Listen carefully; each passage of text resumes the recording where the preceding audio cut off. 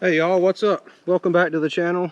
It's another beautiful Sunday gun day here on the backyard range. As you can tell, been doing a little shooting with the old FN15 TAC 3, and you read the description. It's 1,000 rounds. Got her a little hot, it's a little dusty out here, but we just passed 1,000 rounds on here, so here's my review. I have had 0 issues with this rifle. Y'all saw it when I took it out of the box. If you go back several videos, we added the Vortex mount and Strike Eagle optic. Just added the BCM Gunfighter Mod 3 vert grip. Got several different mags. We got the FN mag. I've got some of these basic MFT mags. I've got a Magpul Gen 3. I've got one of the MFT Extreme Duties and haven't had any issues with any of those. All the springs feel good and they feed, and haven't had any issues with that. You saw me paint the rifle up and haven't had any issues from painting it. Looks good to me. I like it. But I have just hit 1,000 rounds. We've shot all Winchester M855. I've been buying the 500 round boxes of them, and that's really the only thing I've ran out of this gun. They have worked well. Haven't had any bad primers or anything like that. Haven't had any jams or malfunctions.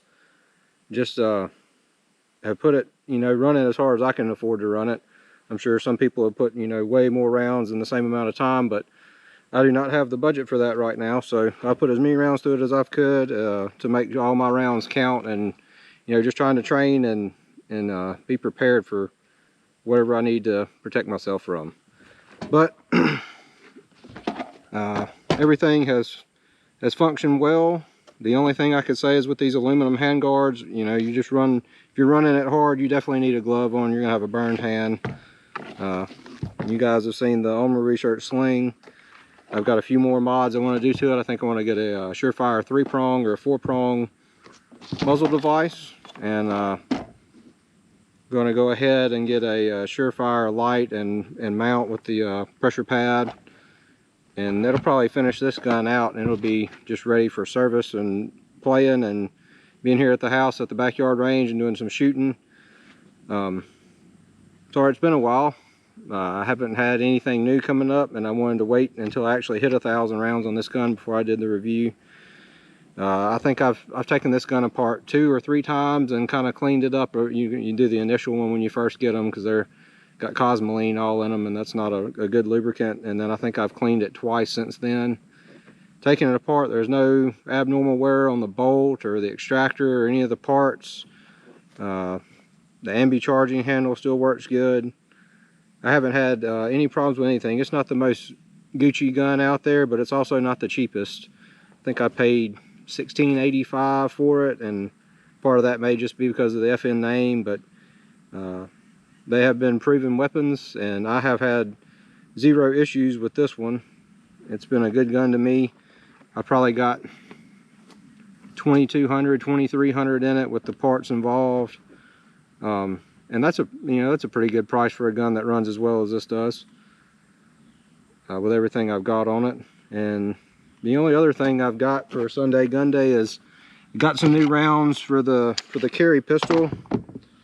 These are Spear Gold Dot G2, 147 grain hollow point. The interesting thing about this one is it's filled with silicone. I don't know if you can see that, but there's silicone in the end of it to keep it from clogging up if it was to go through a jacket or something, just to keep that round from clogging up where it can open up properly. So that was pretty cool. I shot those at the steel the other day, and they were definitely leaving some sparks. They were hitting hard compared to the normal. I think I had some Sig Sauer 115 grain hollow points in there. They hit way harder than that, so I think that was a good option for a carry round.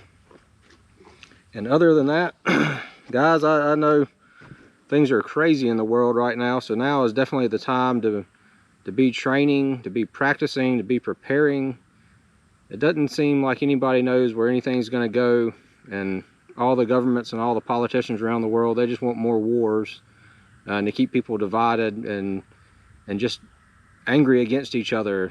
We're in this day and time where people can't agree to disagree, and people are so offended if you disagree with what they believe, that they want to be violent about it. And it seems one-sided sometimes. I know it's not, but you can't go through life with this thought that your opinion is the only one that matters. It's not that way. We're all on this earth together, and we're all trying to just exist. And you'll find that the majority of people want to be happy and just do their own thing. If I'm out here shooting and I'm living my life and I'm not impinging on anybody else's right to be free, I'm not endangering them or their property, then who cares? Let me do what I want to do, and I'll let you do what you want to do. As long as you're not harming somebody else or limiting somebody else's freedom, then why can't we just all get along and just agree to disagree? You don't have to be around people that you don't agree with. Go out, find people with the same hobbies and interests that you have. Find people who have the same kind of ideas that you have, and who have the same morals and values that you have, and you can live happy. And you can let the other people live the way they want to live, and they can be happy. There's no sense in this country where, you know, they say we're free, but you're not as free as you think. But there's no reason that we all can't just get along. You know, you don't need the government to give you anything. They've sent trillions of dollars. We're trillions of dollars in debt, and sent trillions of dollars overseas all these years, and nothing's coming back from it. We're not getting anything out of that. They are making themselves rich off of our back and our labor and our work. And it's time for all that to stop.